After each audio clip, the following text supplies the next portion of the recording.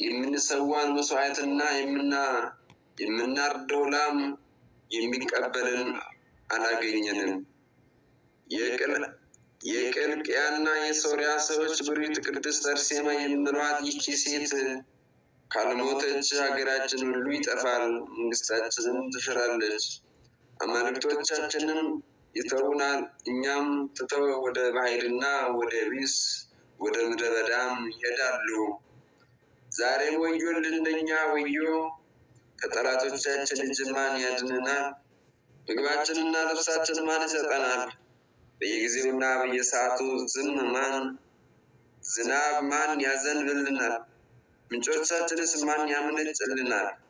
የሥራችንስ ፍሬ ማን ያበዛልናል? ማን ይጠብቀናል? ማን ያድነናል? ሕፃናቶቻችንንና ጎልማሶቻችንን ማን ያሳድግልናል? ያለ እነዚያ አማልክቶቻችን ማን ይጠብቀናል ይረዳናል? እያሉ ጮኹ። ያን ጊዜ ከእነርሱ አንዱ ተነሳ፣ እንዲህም አለ፣ ንጉሥ ድርጣድስ ሆይ ይህች ሴት መገደሏን ካላፋጠን አንተ በክፉ ሞት ትሞታለህ። ሁለተኛውም ተነሳ እንዲህ አለ፣ ንጉሥ ሆይ እርሷ የምትወድ አትሁን፣ የእርሷ ፍቅር አታስብ፣ ጠባቂዋ ተበቅሎ በምድር ፊት ያጠፋል አለው። ይህች ሴት ለአንተ አይደለችም፣ ነገር ግን በአርማንያ ሀገሮች ሁሉ ያማረችና የከበረች ናት።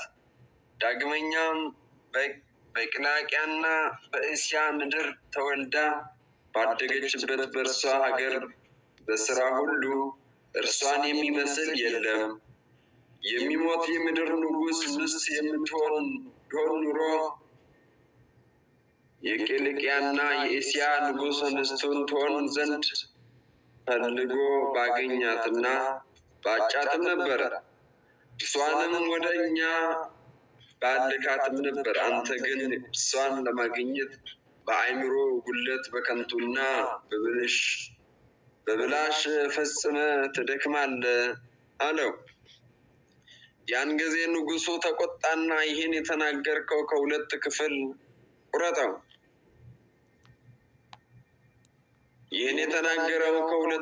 ቁረጠው።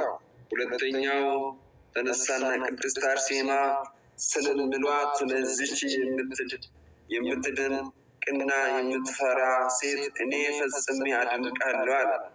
እርሷም የሚመስል በምድር ሁሉ አላገኘሁምና ከአባታችን አዳምና ከእናታችን ሔዋን ልጆች በሰማይ በታች ወይም በምድር ላይ ሥራዋ የሚያስደንቅ የመልካሟ ውበት የእጹብ ነውና በፀሐይ ላይ ያለ ብረሌን መልክ ትመስላለች።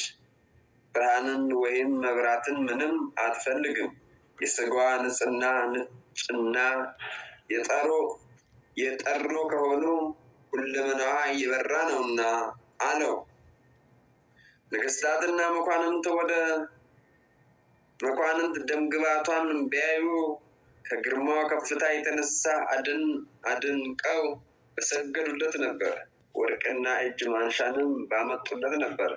እኔም ጥላዋ እንዲያገኘኝ በእርሷ ዘንድ እሰግድለትና እገዛለት ዘንድ እወድሃለሁ አለ። እርሱም በሰይፍ ቆረጠው፣ ሁለቱም ሰማዕታት ሆኑ። ወዴት ቅድስት አርሴማ ሆይ የረድኤትሽን ጥላ ሁላችን የክርስቲያን ሕዝቦችን ለዘላለም ይጠብቀን፣ አሜን።